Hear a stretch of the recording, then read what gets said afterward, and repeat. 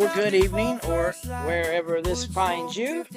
I'm Spiritwalker Shikata, and welcome to Bourbon Barrel Radio, broadcasting from Bourbon Barrel Homestead and Apothecary, where the coffee's hot, the garden's growing, and the old ways are still alive. Hey, y'all, this isn't about the latest headlines. It's about slowing down, getting your hands in the soil, and remembering that there's just other ways to live, a better way to live. So grab yourself a cup of coffee, maybe a glass of cold sweet tea, or maybe sit out on the porch with us for a little while. Well, it's been another busy week here at Bourbon Barrel Homestead. The garden keeps teaching us patience. The chickens are growing like weeds. And the beans are climbing, and every day brings us another lesson. Some things thrive, some things don't. That's just how homesteading works, y'all.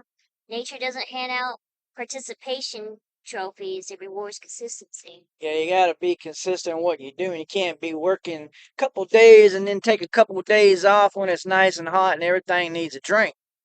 Like every fence post and every seed, every jar you put on the pantry shelf, that's just another step towards freedom. Yeah, people often ask why anyone would choose this kind of life. Well, so the question is, what's been going on around the homestead lately? What kind of things have we been doing? So we're moving into the homestead update, y'all. Yeah, we've been doing all kinds of things on the homestead. We've been planting, building bird houses, discovering new plants, mulching, you name it, we've probably been doing it.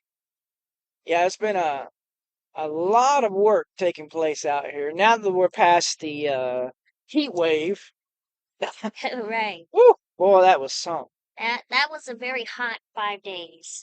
Yeah, 5 days, it seemed like it was forever. It just dragged on day by day. I mean, we could only work early in the morning and then late in the evening, right before the sun went down. During the daytime, we were hiding indoors or hiding in the shade or just trying to soak ourselves with water. It was hot. Yeah, some days we were working well past 9 o'clock just because that's when it was cool enough to work, safe enough to work anyway. Didn't see the chickens hardly at all. They pretty much hid in the bush all day. You can't blame them because their temperatures run high naturally anyway. So we got ourselves 250 foot around our garden fenced off.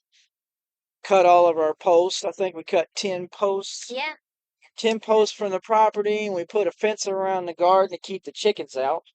Keep out the rabbits. We had raccoons coming in. We had an armadillo checking it out. We even had a deer in the vicinity. Not really any damage other than the chickens trying to eat our cucumber leaves. Yeah, they're all right though. Especially now we got this fence around it. They survived. We was able to get them out of there. Now, chickens usually really good in the garden, but these are new chickens. Yeah. They kind of don't really know what's going on, and they're just. I mean, they're only in their teenage. We've only had them for about 6-7 weeks now, and they're pretty big. They've grown a lot. We started them probably around 2 days old. Was you think about 2 days? I'd say they were probably at least 2 days when we bought them. Yeah, we got them from a farm store, and we've been raising them. We got 24 hens, 12 Rhode Islands, 12 Barty Rock, and we've still got every one of them here 6-7 weeks later. Yeah, they're doing really good too. So we fenced off the garden, and ended up being almost 4,000 square feet garden space, which is really big for just 30 days of building. Yeah, it's an impressive garden to say the least. We've got a few garden beds built. We're building 4x8 garden beds that are about 12 inches deep. We're filling them with a whole bunch of wood, branches, leaves, pine needles, Grass clippings, yeah. Kitchen compost, the waste from the chicken house, whatever we can get in there, and then we're filling it with topsoil and compost, and then we're planting in that. So it's a really good soil. We got a couple of boxes built. We're cutting trees that either are dead, dying, have a disease, crowded, or just in the way of other builds, and we're using the logs to build our infrastructure. That's the way we like to do it, just as natural as can be. Yeah, it's all about recycle and self-sufficiency. Self-sufficiency. So we're using the lumber off the land, and here at Bourbon Barrel Homestead and Apothecary, we've got almost 7 acres here in the Missouri Ozarks, well off the grid, 100%. I don't even see a power pole on our dirt road. No, there's no power pole anywhere near us. Nowhere near us. I mean, we're pretty far off the grid, guys. I mean, we're something like 3 miles blacktop. Just we're out here, and this is the way we like it. It's quiet. There's a lot to do. The birds are singing. Like I said, the beans are stretching for the clouds. We've got pole beans that are running up our trellis, cucumber vines that are clear to the top of the trellis, now going across the top. We recently, a couple of nights ago, I guess it was a couple of nights ago when we planted the peas. Yeah, it was about 2 nights ago now. So about 2 nights ago, we planted green peas along one of the fence facings, and we're going to succession plant the peas. So we've got about a 15-foot section that we've planted, and we're going to wait about a week, and we're going to plant another 15-foot section, and we're just going to do that all the way around the fence. We have a lot of peas. We've got tomatoes coming in. They're not only blushing, but they're turning red on the vine. We've got borage flowers on all of our borage plants.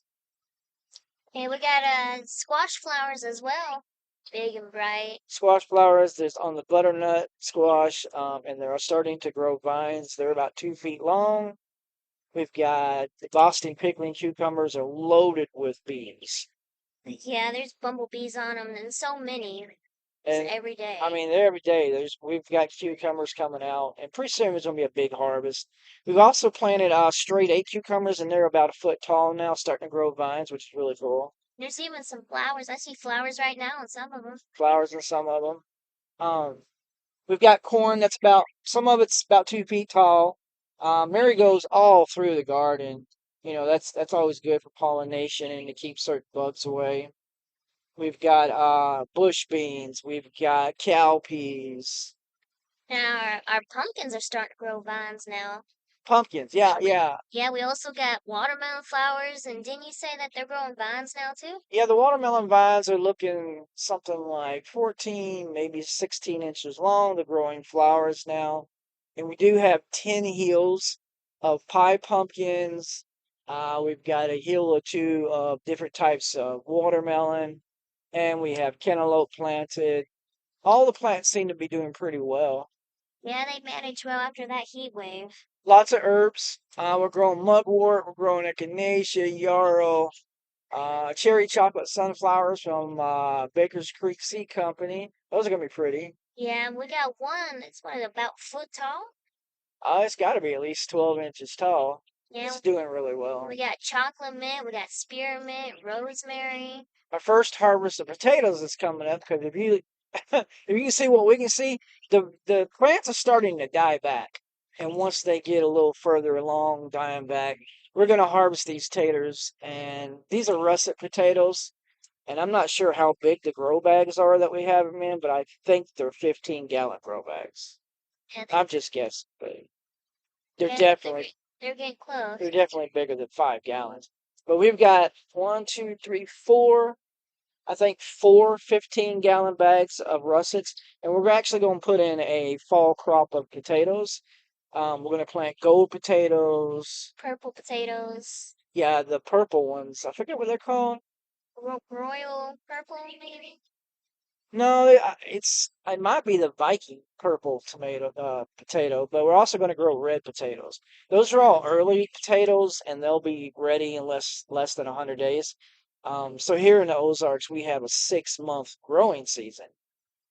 In most years. Yeah, we're in zone 6B. Zone 6B. Yeah, almost 200 days of growing. We have a long time of growing, so we can do 2 crops of potatoes, usually. A spring garden, a fall garden. We can even plant stuff in summertime as long as we're careful, with the heat. It does get really hot in July, beginning of August, the end of June. That's the really hot time, but July is the hottest month here. Definitely. So, I mean, we've got trellises built for the straight 8 cucumbers, the Boston cucumbers we used. pine saplings off the property because we have an overabundance of pine saplings. I mean, it looks like a pine forest out here, and that's not even really a native tree here. Yeah, it's so thick in some places you can't even walk through it. There's, it looks like someone dropped a bunch of pine tree seeds. Yeah, from the sky, and they just spread them everywhere. So we're harvesting the small pine trees, and we're building trellises out of them. And we got a very tall trellis built, A-frame trellis, um, using logs from the land, and that's for our pole beans. And then we weaved a grid using jute twine so they can climb up that grid to the top, secure themselves. So the grid is really cool. Since it's an A-frame, and there's three A-frames with a ridge pole, what we did is we took the twine and made I guess it's like a 4 inch by 4 inch square grid on both sides. Yeah, and I would say it's about four inch diameter. Just weaved it, y'all. We just went out there and just weaved it, and it took a few hours, but it was a really well. I mean, you did it, so what do you think about that job? I liked it. It was fun weaving. It took, I'm gonna guess, 3 or 4 hours, Definitely teaching patience, and it was very peaceful. good meditative work. That's what I would call it. Yeah, definitely. Yeah, but I mean, the garden's teaching us patience. I mean, what else takes so much time to grow? Chickens are teaching us patience. They're growing, but it takes time for them to get 4 or 5 months old to where they'll be able to start laying eggs. Yeah. And these are all hens, so we're gonna have 12 hens that's gonna be laying eggs. Yeah, and they're already starting to change their sounds too, in like adult chicken sounds. It's really cool. Every morning you can notice that they're getting more mature because of the way they're acting and the way they sound. Today we are taking and making our own fertilizer using fish. Yeah. We've got like 3 pounds of tilapia that we've had in our freezer for I know at least a year. It's been a long time in that freezer. And we're not really eating it as much as we was in the beginning. And we've just got so much in there that it's just buried. So we decided to take the fish, put it into a 5 gallon bucket of water, blend it in a blender, kind of like a fish emulsion. And then we threw in some grass clippings for a lot of nitrogen. We're letting that sit in the sun for a few hours, and it's going to brew up pretty well. And then we're going to take that and we're going to fertilize, because now is when you want to fertilize your garden, going into the summertime. For the second half coming up through the fall, you want to have it fertilized and ready to go. So this is the perfect time for fertilization. We're going to fertilize our squash plants, cucumber plants, corn, everything we got growing, that we're not going to be harvesting sometime soon. Yeah, they've done a lot of growing, so it's time to give them their boost to finish out their growth. Yeah, and this is not amended soil that we're growing in. I mean, this is native soil. Some places of the soil you can tell is very nutrient dense, and then you can tell some places hardly any nutrients at all because of the way the plants are growing. Yeah, you definitely can tell it in the bush beans. The end of the row, it's dark green, the bushiest, the tallest, and then kind of in the middle, the light green and short. There's actually three. I just now noticed that there's actually three colors to the bush beans. The beginning of the row, it's about as tall as the rest of the beans, so it's about a foot tall. These are bush beans, okay? But something like 2 feet of the beginning, it's dark green, Oh yeah, I see that. and then something like 6 feet of the row is the same size, but it's a light green. Yeah. And then clear down at the end, less than 2 feet. Not only are the plants dark green, but they're twice the size of any plant in the row. They're just growing like crazy. And they've actually started growing their flowers. Yeah, most beans actually have their flower buds all over them. So you can look at that and tell that the soil, there's pretty much 3 different types of soil right there. Yeah, it's interesting because you can tell just by the grass that the grass is darker there. Other places. I noticed that, and it's because if you notice the ground kind of dips down, so it gets more water. There's more water right there. That's why the beans are growing better right there. So basically, what we're trying to get you to understand is that This is new property, so we've only been here for a little over a month. And Bourbon Barrel Homestead and Apothecary may be a new homestead, but we are not new to the game. We've been off the grid for well over 15, 20 years. It's been at least 20 years, hasn't it? Yeah. So, I mean, we've been off the grid for about 20 years, traveling all over the country. We've had another homestead out here in Ozarks some 7, 8 years ago. If you've ever heard of Dogwood Hollow Homestead in Eco Village, that was ours. We built that. Went out on the road for 7 years, concentrated on nomadic vibes music. That's our music. Sacred dance music. That is our music. We're both authors. We have numerous books in print. Uh, all you can find our books on Amazon, Barnes and Noble. Actually, any place that you can find books online, you're gonna find books by you, Yeah, Cheyenne James. Cheyenne James, author Cheyenne James, and me, author Spiritwalker Shikata. If you just research our names on Amazon, just that simple, you're gonna find all of our books. I write about homesteading, off-grid living, self-sufficiency, survival, prepping. I've even written spiritual stuff, novels. I mean, you really just name it. I even got children's books out there, but I do a lot of how-to and teaching books. You want to tell them what you write? Yeah, I read a lot of like spiritual books connecting with your soul and connecting with the land and living spiritually, but I also write children's books and I've tapped into clean and wholesome romance, but I'm kind of switching gears and going towards like the spiritual homesteading way of life. Medicine Woman. Yeah, I started the Medicine Woman. The Medicine Woman series is going to be a big hit. She's got the Starseed series right now. That is actually a very big hit. Yeah, and I'm also getting into a gardening series as well. And the series that I'm known for is Preparing for the Collapse series. It's a 7-book series that teaches you basically how to prepare for the collapse. Get back to the land, grow your own food, raise your own animals for food and income. It even teaches foraging. We do a lot of foraging here. In fact, we've been foraging mushrooms and blackberries here on the homestead. I know we've picked 10 pounds of blackberries. Let's just say we've been eating good. Yeah. Blackberry syrup, blackberry preserves, blackberries by the handful. Y'all, we've been picking a lot of blackberries. So probably around 10 pounds. I've got some in the freezer. We set up at the Lone Star Farmers Market in Houston, Missouri every Friday. And as Bourbon Barrel Homestead and Apothecary, and we sell blackberry syrup.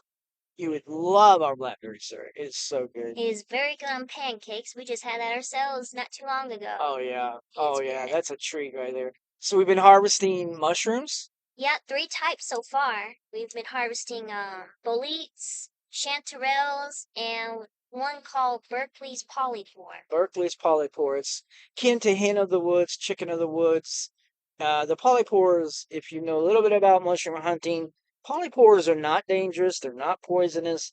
And they don't cause stomach upset unless you just happen to be new to it. It might mildly, if you're allergic to it for sure, but I don't know anybody that's allergic to. Actually, I don't know anybody that's allergic to a mushroom. Not saying it don't happen. I just don't personally know anybody. We love our mushrooms here. Oh, yes. Like she said, boletes, chanterelles. We just love these things. So they're popping up everywhere because here in Ozarks we've had an influx of water. Like it does nothing but rain. Is this become a rainforest? I think it's about 70% rainforest. Lord, the humidity, the rain. I mean, I love the rain, but the humidity that's just plain. Yeah, I'm just gonna say that plain up sucks. that weighs on you like a weighted blanket, Oh literally. God, it's like a rainforest here. But the plants are loving it. You know, the chickens hate it. I don't like it. But it has resulted in a large amount of wild harvesting. Yeah. We have fruit trees all over the property, none that we've planted. Now, when we got this property, we just started cultivating the land. We know what to look for. We've got plum trees. Help me out, sassafras trees. We've got persimmon trees, 2 types of persimmon trees actually. 2 types. Yeah, there's the common persimmon, and I kind of forgot what the other one was called. We have an American plum or American persimmon? Oh, that might be what the other American persimmon, yeah. So these are actual fruit trees. They grow fruit that you can eat. We And have redbud trees too. redbud trees, the buds are definitely edible, and we've made jelly with the red buds in the past. We've got blackberry bushes. We've have found blueberry bushes. A number of edible flowers and herbs. Wild lettuce, which is great for pain control and medicine. Lots of nettle. A lot of nettle. Yeah. Yeah, okay, we've got plenty of nettle. I've seen it all over the place. And just today, we discovered 2 new mullein plants. Oh, Which is mullein. awesome. Mullein is so yeah, this is a very good plant for respiratory issues, and we know a lot about mullein, and we used to collect it quite a bit out west.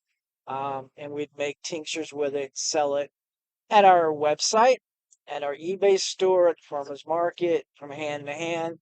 And we discovered 2 mullein plants growing near the garden today on the homestead, which is it's just wonderful. Yeah, we're gonna protect those so we don't accidentally run those over. Right. But we also have a lot of hickory trees. Tons of them. Okay, so we do have one walnut tree, Oh, yeah, we do. and that will produce good food. The hickories, you can eat the hickory nuts. We have sassafras trees, and we use the root to make sassafras tea, root beer, and it's really good. It tastes pretty much better than just what you get from a store. And still on the lookout for more edibles. Always on the lookout for more edibles. Yeah. If you were interested in our intro music, you'd be interested to know that that is one of our personal songs from the Nomadic Vibes archive. And as the record label Nomadic Vibes, I am Proud Nomad. This is Sacred Dance. She is with Nomadic Vibes as well. And our intro music is part of our music. And I think today's music, do you know what the name of today's music was? I believe it was The Return Home. I forgot. The Long Way Home. The Long Way Home, okay. And The Long Way Home is one of the songs that comes off the album Gravel Road Revival. And Gravel Road Revival is our first Ozark Swamp Blues album that we created after getting back to the homestead, back to the land. So if you are interested in hearing Gravel Road Revival by Proud Nomad and Nomadic Vibes, you can search for Nomadic Vibes anywhere you stream music. We are live on 27 different platforms. So if you was to use YouTube or Apple or even Spotify Music, just search for Nomadic Vibes. You will find Gravel Road Revival. That is the name of the album. And the name of the intro song is The Long Way Home. And we try to feature a new song or a different song at the end of every one of our podcast episodes. And it's always going to be a song from one of our albums. Yeah. So we spent a lot of time out on the road before coming back to the homestead. We've been traveling. I don't know if it's just like we didn't just travel, like we pretty much just lived like nomads for the past 7 years, concentrating on writing our books, producing our music, you know, and then, we start getting that pull. I started getting this pull to come back to the land. Yeah, me too. In the last 2 or 3 years, I've felt it myself. So we like to talk about, a different story each time that we have our meeting here, our podcast. And today we like to tell you basically why we chose to plant roots again.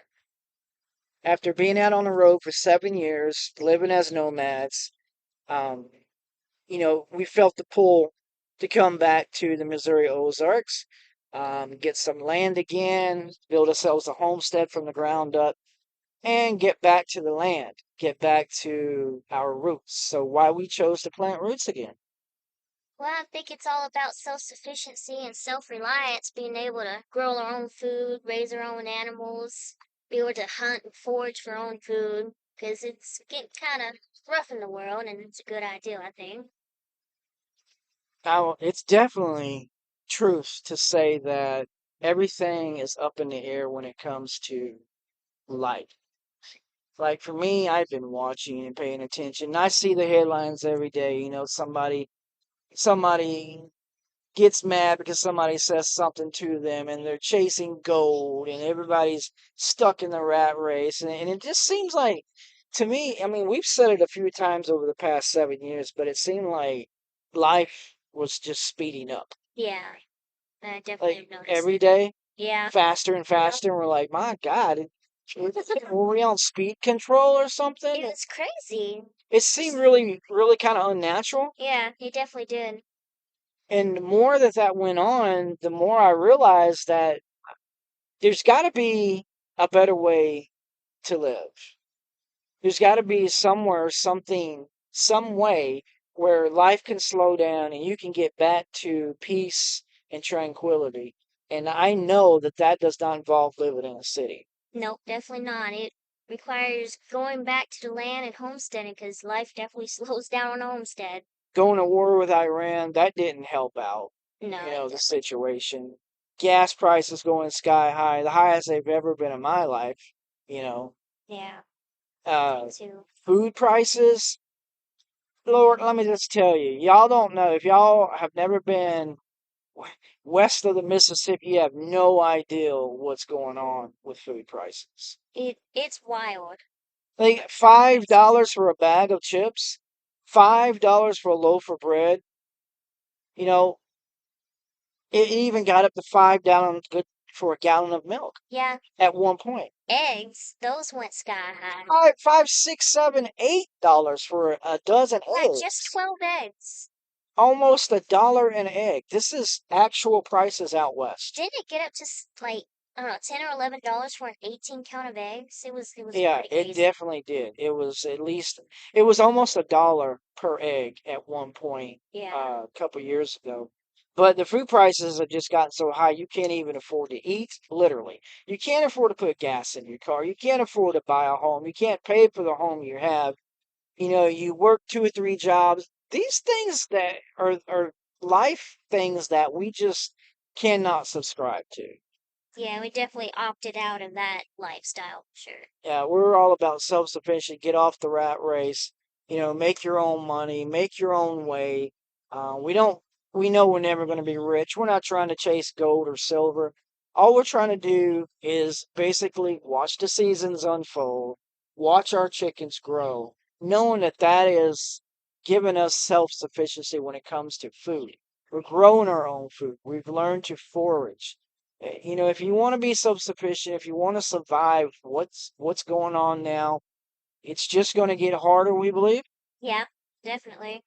We just, for years we watched things unfold, and the more that we watch things unfold, for me, it pushed me more and more towards getting back to the land, getting back to homesteading, growing our own food. We, I mean, yeah, we grew food. Yeah. We had a mobile garden, we had container garden, yeah, Yeah. for years. I mean, we've done it all the time, but it wasn't substantial. We wanted to get to where we could literally live off of what we produce ourselves, or hunt, or fish, or forage, or raise, or even trade, because we love to trade.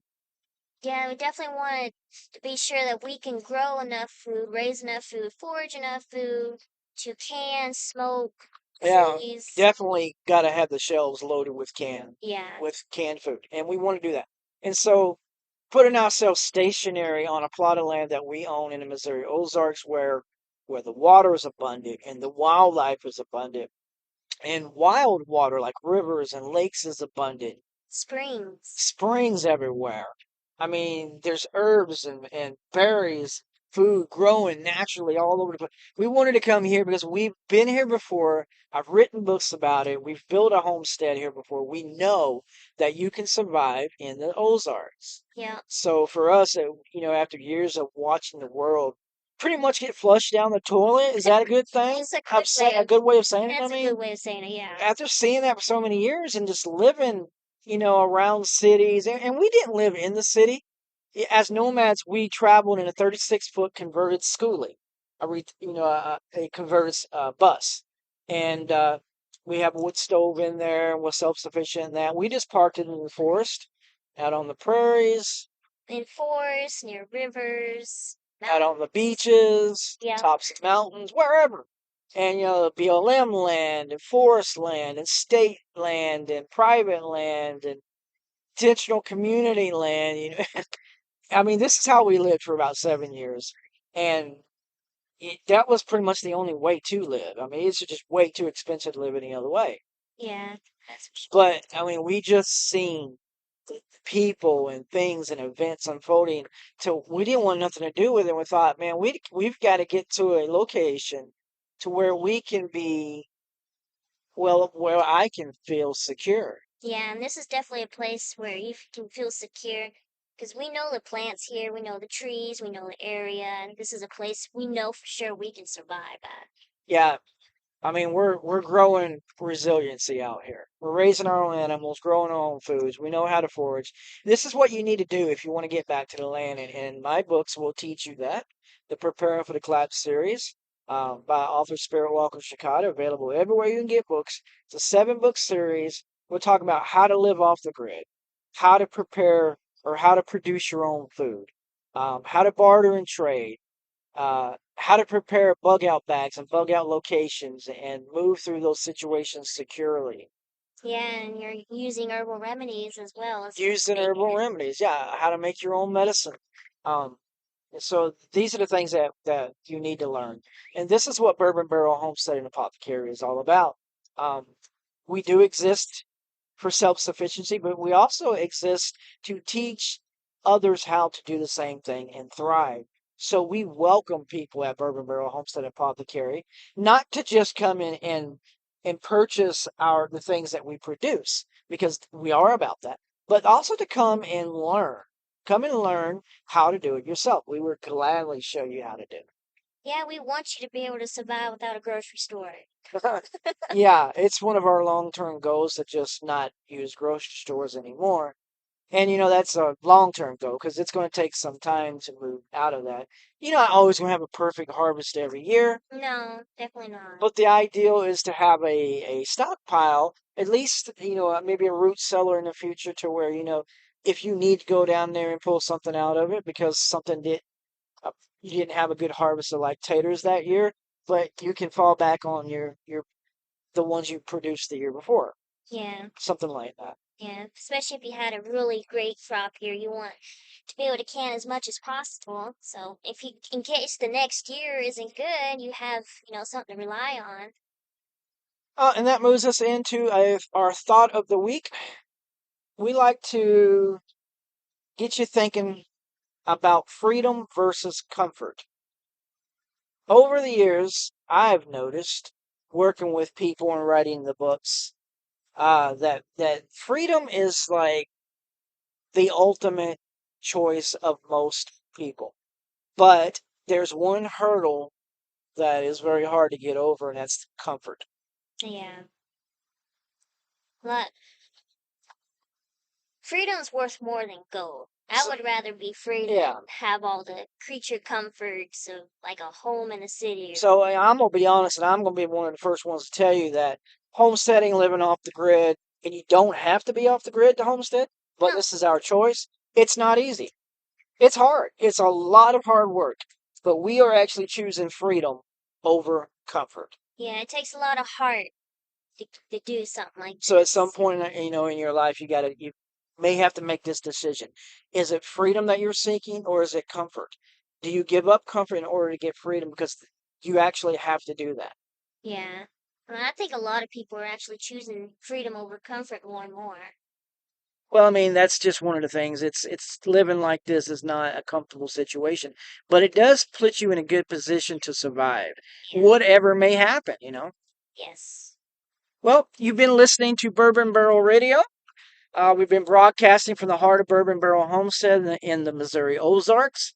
Again, I am Spirit Walker, And I am Cheyenne James. and we would love for you to just be our next listeners and follow the podcast. We'll be producing podcasts once or twice a week, every week. And until next time, it was awesome to have you here. Y'all have a great day. We leave you now with a track called Back to the Old Ways, and this is by Nomadic Vibes. This is off of our album Gravel Road Revival.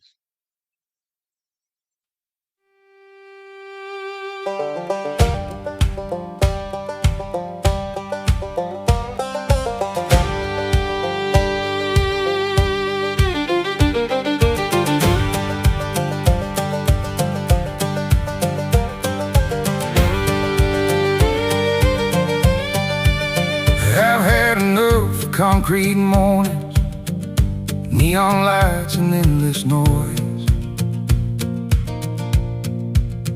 Enough of chasing empty living.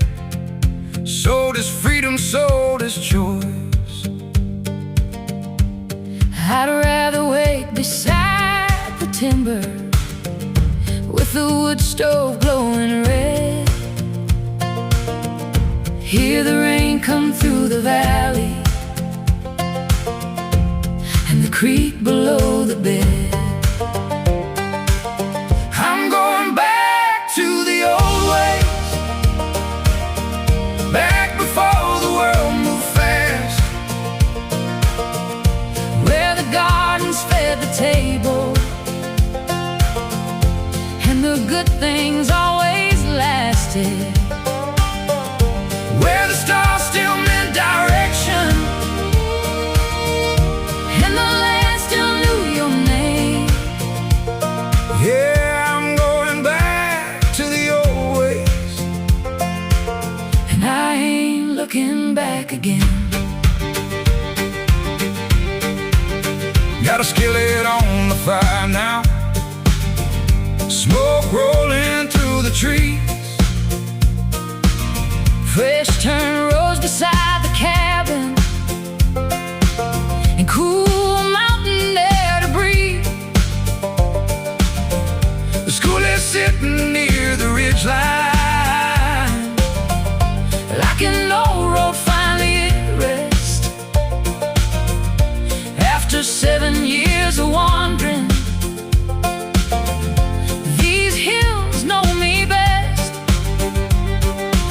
I'm going back to the old ways, back before the world moved fast, Where the gardens fed the table and the good things always lasted, where the stars still meant direction and the land still knew your name. Yeah, I'm going back To the old ways, and I ain't looking back again. maybe progress ain't advancement, Maybe wealth ain't what they say. maybe peace is here in thunder, Roll across the hills all day. I'm going back To the old ways, back to fire, light and rain, back to coffee in the morning, and dirt living on my hands again, where the whippoorwill still calls out and the river runs untamed. yeah, I'm going back to the old ways, And my spirit feels the same.